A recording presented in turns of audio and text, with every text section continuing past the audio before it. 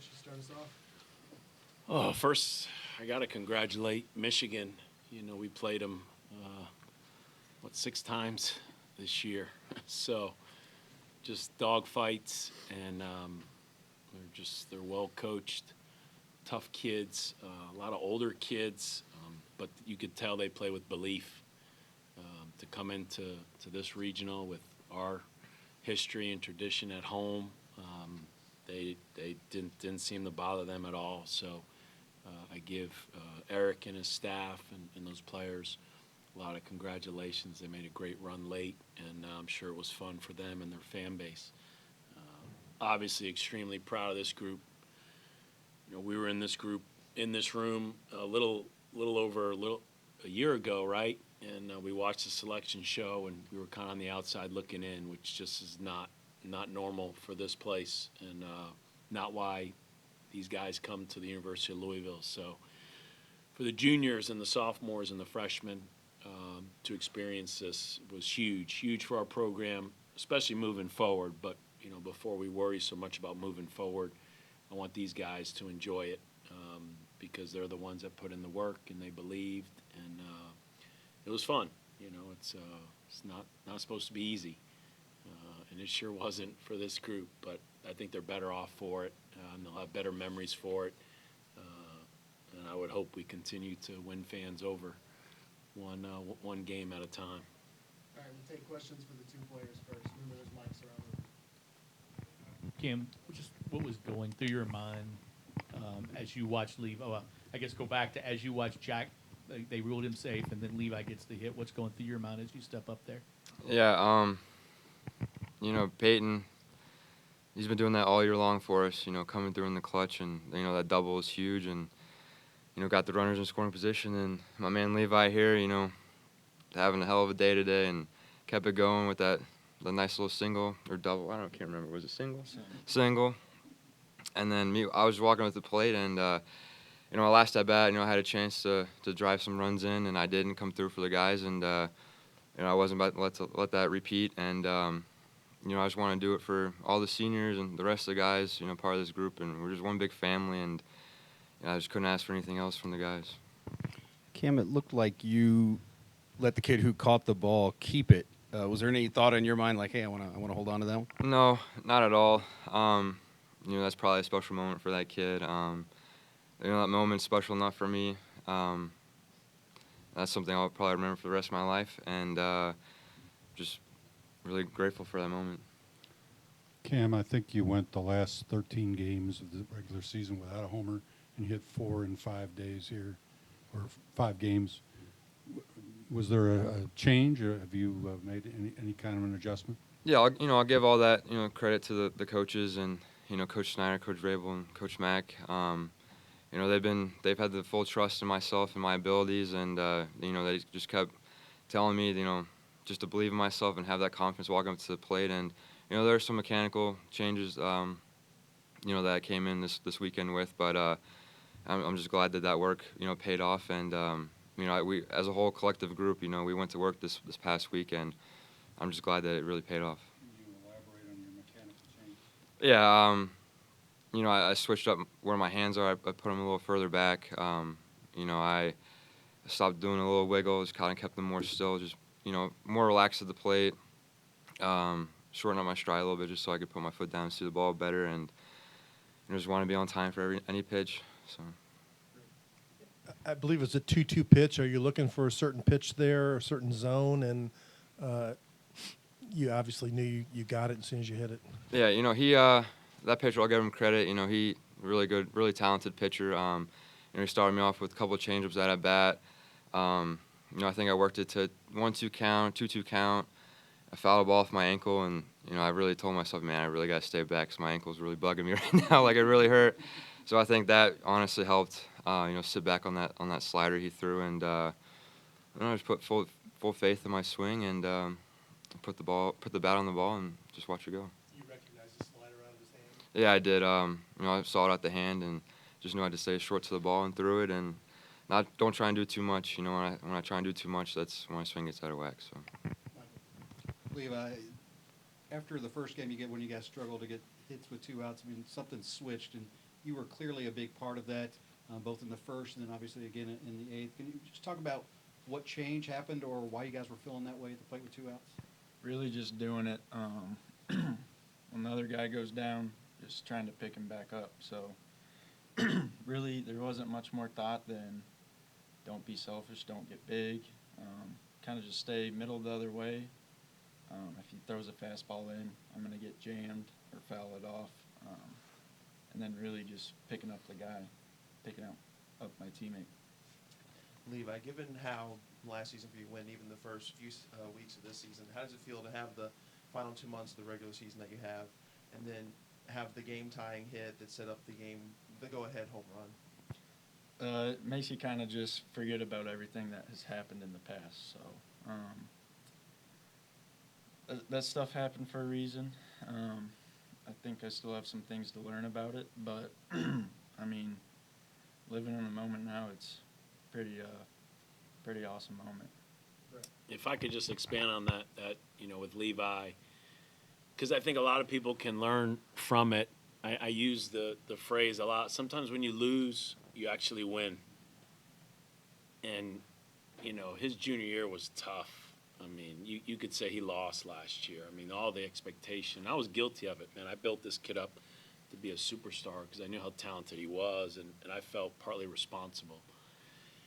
And he pressed, and it was hard, and he had that tough year that a lot of baseball players have. And I did a Zoom call with his mom and his dad, and we talked about, coming back's not the worst thing in the world. In a program that, prides itself on getting guys ready for the draft and all the juniors and all the guys leaving school early and the signing bonuses, I don't blame these guys. That's a goal of theirs, but it's not for everybody. And we talked about coming back.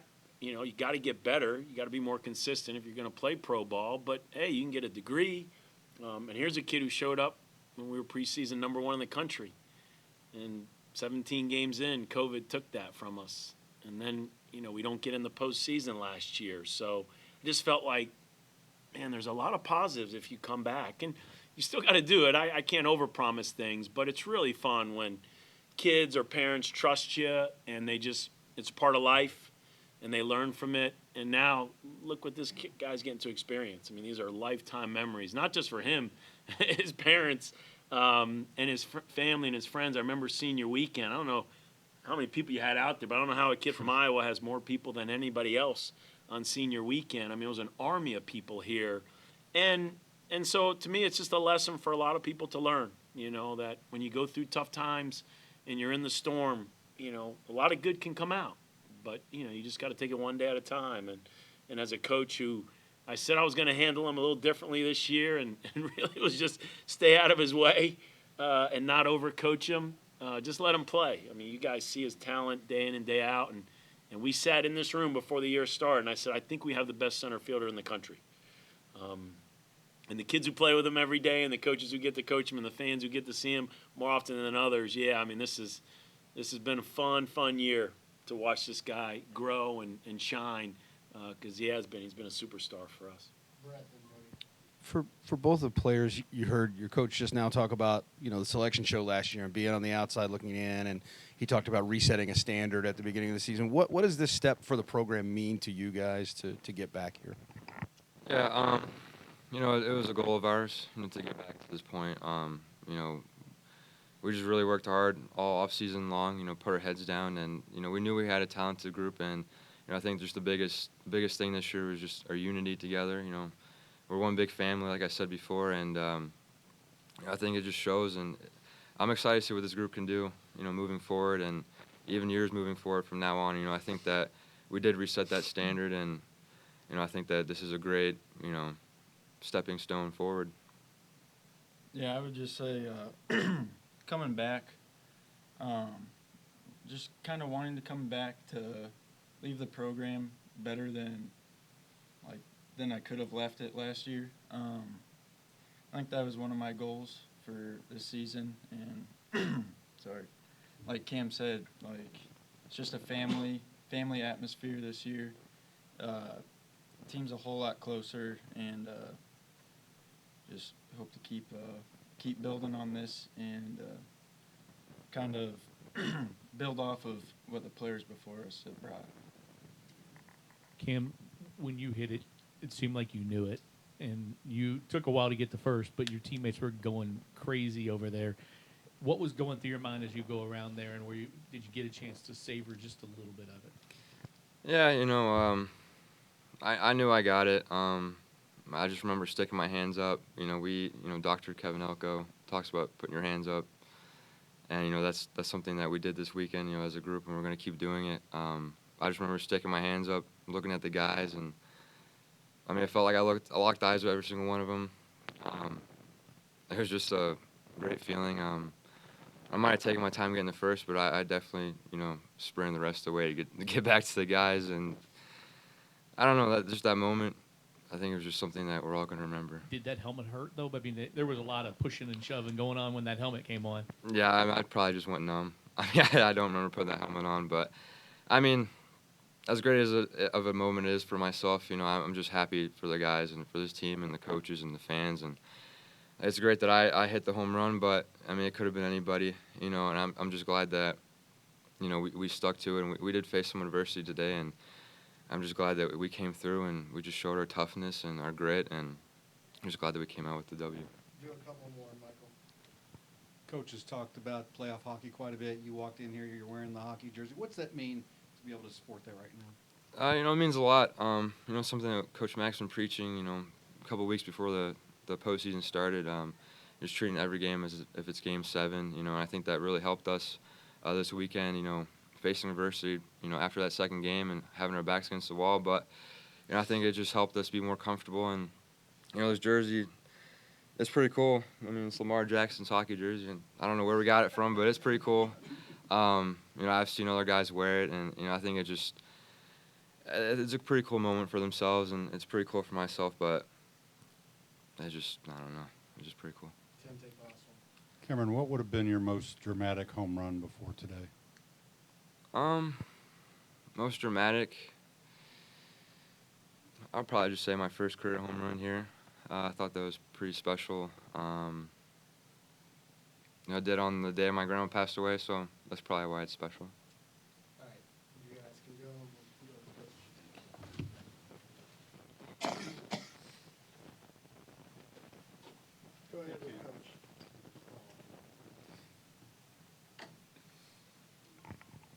Dan, all 11 runs coming with 2 outs, that's got to be a special moment. It tells you something about your team. It definitely talks about their toughness. You don't want to overlook their talent, but you just know how tough this game is, and you got to be mentally tough, and it's the name of the game. That's how they put up. If they walked away with this regional championship, it's going to be they score 4 runs with 2 outs there in the 8th, they scored 4 in the 5th there with 2 outs. 2 outs and 2 strikes. We're about to get off the field, and then they hit a solo homer, and then they rally. And we talk about it a lot that 33% of the inning is still alive. So yeah, when you get the leadoff guy on, your chances of scoring go up dramatically. But just because there's 2 outs and nobody on doesn't mean you can't get a rally. And the good teams, the great teams, they do that. They're just confident and they trust their ability and they don't get down. And they just grind it out one at bat at a time. So it was, after seeing the struggles, in the game that we lost, it was really special. And Levi said it. That's something we talked about. Just pick your teammate up. Take some pressure off the guy in the batter's box. If he don't get the job done, you know what? The guy on deck can get the job done. And that's been the epitome of the last 3 games, man. The guy on deck has gotten the job done. It's been fun to watch. Dan, obviously, you could lose this game and it doesn't change your season entirely, but to get to this point in a year when you really talked about getting back to your standard, what does it mean to take that step? For coaches, it's always twofold. You got to be a recruiter at heart, and you're always preparing for the future. So for me, the freshmen, the sophomores, the juniors that might come back, this is their first postseason experience, and just sounds weird coming from my mouth in this seat. But that's just the way it's been with some of the uncharted waters the past couple years. And so I think we needed that as a program. But for this group specifically, for Levi to say I wanted to leave this place better and it's hard. You say better than the way you found it. That's why he's hesitant when he says that, because there's a lot of kids that showed up here. This program's in pretty good standings, but it's about really setting the standard, resetting the standard. Hopefully next year it'll be upholding the standard, and yes, pass the torch on. Cam Masterman, he's watching Drew Ellis hit the home runs in the super regionals. Those are memorable home runs that our fans should have for them with the rest. I know Drew Ellis and his family has them, but now you got Cameron Masterman, a local kid that's got, again, some of the biggest home runs in the history of our program. So these kids deserve it, man. It hasn't been easy. It's not supposed to be easy. I always say if the stars got to line up for you to have success, you're not going to be real successful. You'll have spurts of success, but in the long haul, you're not going to be successful. You got to control your own destiny, and you got to handle the curveballs. And we talked about the obstacles, and just really, really proud of this group. And I want them to enjoy it because we get to keep practicing, we get to keep playing. And if you heard them use the word, how much they love each other, they love to be together. They know how much I love practice. So I'm going to enjoy the heck out of this week and getting ready for a really good Texas A&M team, and obviously a great fan base, great facility, and it'll be a lot of fun. Dan, you a lot. Obviously, the home run and the comeback is going to take the headlines, but the pitching staff, Schmeltz gives you a really good quality start early, even though Rocky in the first and then Keener in the middle really kept it where it was. And yes, the pitching staff gets a little overshadowed today. Obviously, you score 11 runs and the dramatic 4 runs there in the 8th, but I'll be talking about that pitching staff, maybe next year at this time, Hey, look what the 07 team did, and look what the 19 team did, and look what the 22 team did, and I'll reference, Smeltz, who starts on Friday, and he's cleated up and ready to go, and Prosecki, and how about Tate Keener? If you have an MVP of the weekend, it'd be hard to not argue that it's Tate. But it's that entire bullpen, because they lined up. They wanted to pitch. Tate did not want to come out of the game. I'm just going to tell you that guy's a warrior. But we were contemplating taking him out even before we scored the 4 runs. We had Carter Lohman ready. We had, which Carter had thrown a couple times in the weekend, but then once you take the lead, you kind of got to go, to a fresher Prosecki, and Tate had gotten us to that point. So just really proud of this pitching staff, and I think Coach Williams has done an unbelievable job. And again, just similar to the 07 staff, guys are just really filling roles, and they're enjoying doing it for each other. Dan, now you guys go down to Texas A&M and play in one of the most notoriously difficult places to play in all of college baseball, but given everything that you guys have faced this season up to this point, including in this game, you've got to feel like you've got a solid chance of coming out of there and getting a trip to Omaha. Of course. It's not easy. It's not supposed to be easy. Getting to Omaha is never easy.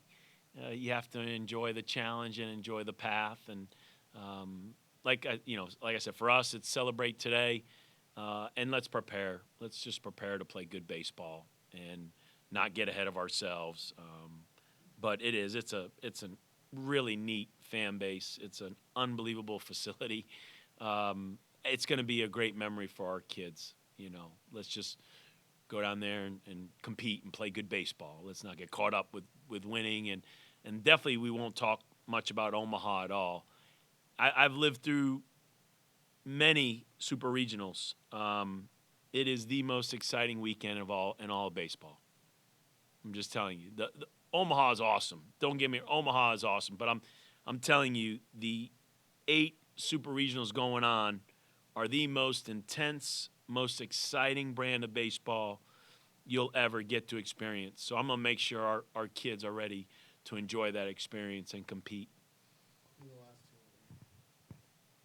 David, was there early in the season, was there a practice moment, a game moment where you started to think you liked this team's approach in particular, or that you thought they were back on track? I don't know if there was I could put my finger on it. I could just tell you, for people that have followed us all year, this group's talked a lot about connection. And again, I mean, Lucas Dunn was here on his off day playing pro ball 4 hours away.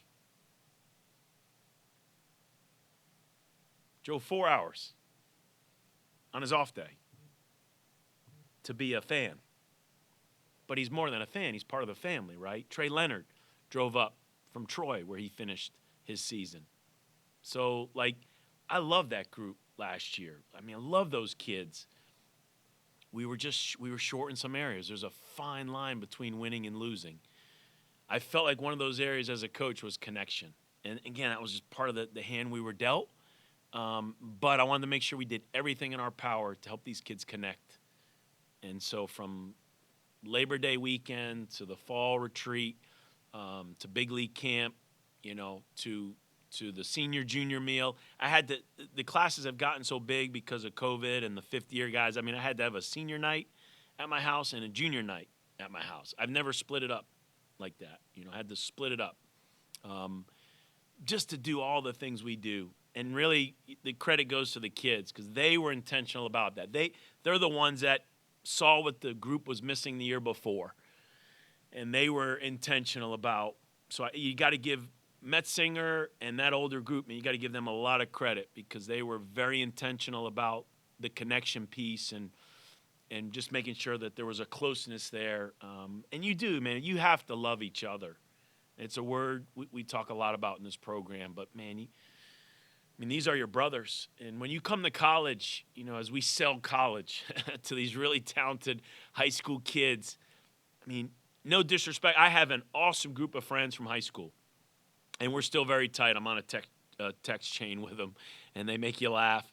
But I also have an awesome group from college. They're known as the Pals.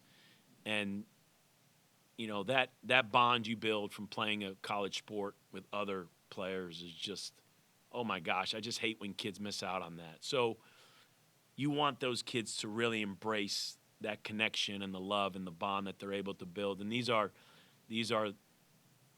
many of their best friends for the rest of their life. So it's awesome that they get to do something special like this because it'll just add to their memories. Cam talked about his adjustments at the plate. He had gone the last month of the regular season without a home run and got hot here. What did you see in terms of what he was not doing that he had done earlier that maybe he got back to? Coach Snyder and Coach Vrabel do an unbelievable job with our hitters. There's a fine line between winning and losing. I mean, there's a fine line, man, to hit a round ball with a round bat coming at anywhere from upper 90s to 70s. It's just what a challenging thing it is in sports. So it's just it's 50%, 50% of your mental state, and then it's obviously 50% of the what are they doing fundamentally, and so and it's hard to find it when you're in the middle of a season and you're trying to win a game and you're trying to win a regular season ACC championship. You're trying to win an ACC tournament game. And I know Cam, like a lot of his, you're fighting to stay in the lineup. Because the expectations are, we're trying to win. So if you're not having quality at bats, it's tough. It's not easy. But every hitter goes through it, and the good ones get out of it a little quicker than others. But I'm glad that obviously, I think Masterman and Beard and maybe a couple guys that weren't great the last month were really good this weekend. And when people talk about this team for however long they talk about them, it's going to be the depth in the lineup. It was the 1 through 9. It was all it was the grand slams by Bianco, the 9-hole hitter. It was the 3-run homer by Humphreys, a 7 or 8-hole hitter in an ACC game. It was Beard's at bats, and now Masterman is in the 6th spot. You're going to get your production from Metzinger and Rushing and those guys, but it's nice when Cam can, and we'll use that, and there'll be a hitter next year going through what Cam's going through, and they'll have to say, look what Masterman did. It's part of it. And I got nowhere to go, so really, if somebody, I just want to respect those that have been here. If you got a question, man, now's the time to ask.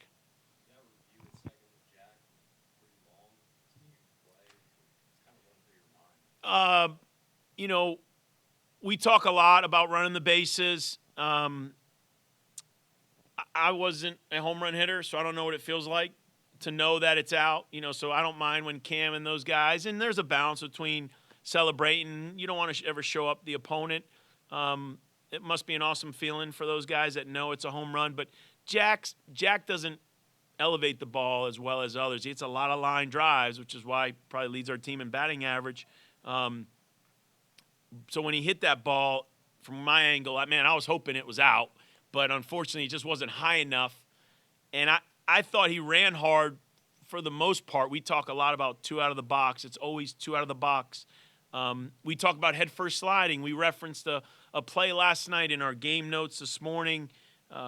We reference a lot from other games, and we show them on the screen, and we referenced a play in the 9th inning last night of how a pinch runner went headfirst into the base and his hand got in, and they reviewed it, and they had to overturn the call and, make it as easy as possible for the umpires or obviously the video crew. They can see your hand get to the base. So just little things that we constantly address.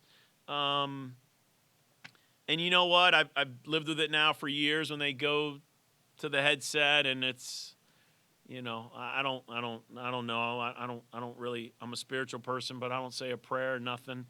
I was just trying to prepare myself and I had a good conversation with Levi while he was on deck, but I'm also preparing myself. Okay, if they call him out, all right, then we'll just, we got to try to do it in the 9th, and so I was just, trying to prepare myself. Eric Bakich talked about his club really hasn't quit all year long, and you get into the 9th, all the momentum's on your side, and they get that leadoff double, and then facing a 3-0 count, Michael Persecki's able to come back and get that strikeout. How big was that for Michael at that moment? I'm telling you, it's like I said, there's a fine line between winning and losing. That kid leads off with a rocket. You got your All-American closer on the mound. Throws a first pitch fastball, and that ball's scorched. And then you got that group of hitters coming up who, unfortunately, like I said, I've played these guys 6 times now. So, as a coach, it's just when lineups turn over and certain hitters come up, it's like, ugh. And having to watch those hitters come up, it was like, yeah, we're going to have to earn it. And to fall behind 3-0, it's something, again, we talk about a lot. The good pitchers and especially the great pitchers, when it's 3-0, they can hit the reset button and they can make 3-1, 3-2. And I've been watching from the McKays to the Detmers to the great pitchers over the years. The not-so-great pitchers, they lose confidence and they ball 4 and they walk the guy. And it's just something we talk about a lot. And to challenge these guys to be a good pitcher or be a great pitcher. And Michael has been great this year. We've traditionally had great closers. And you got to give Michael Persecki a lot of credit, man. He has put together an unbelievable year, as, like I said, several of our closers have. So I know we got one All-American right now, but I'm going to put a lot of heat on this guy over here that, Metzinger needs to go on that wall and Persecki needs to go on that wall. And I hope we get a few more guys on that wall out there because they deserve it. Those are the one. I'm sitting here talking about going to a super regional, not because I did anything, but because of the names that we're talking about. Everybody good? How many homers did you hit? 3 in my career. 4, but the umpire called it foul. And I struck out the next pitch, and I used that as a teaching lesson, what happens when you don't get a call to go your way. But, let me thank, Warren and Tom that, they represent the NCAA, but, they're baseball guys, and it's a lot of work. And they got to deal with 4, moody coaches and staffs and fan bases, and they got to be the watch police. They got to make sure you do everything by the book, and I thought you guys did a phenomenal job and were easy to communicate with. And obviously, our staff here. It's from the threat game where essential workers got to stay, and Sean Moth and media and those people were able to stay and broadcast our game on the air to all the people that were here all weekend. To go 7 games is to make this staff work every game. And then a delay, it's only fitting, right? You get a rain delay in Game 7. And so, I really, really appreciate the staff and what everybody did to pull this off. I mean, this was a great event, and we can't do it without so many people, And so as I tease people, Josh Hurd cut his teeth running these regionals. So, if you can run your regionals, like I told Tony, good days are ahead. And because they're not easy when you're dealing with an outdoor event and weather and a lot of logistics. So I do want to thank everybody for making this special. Thanks, everybody. We will, once we know when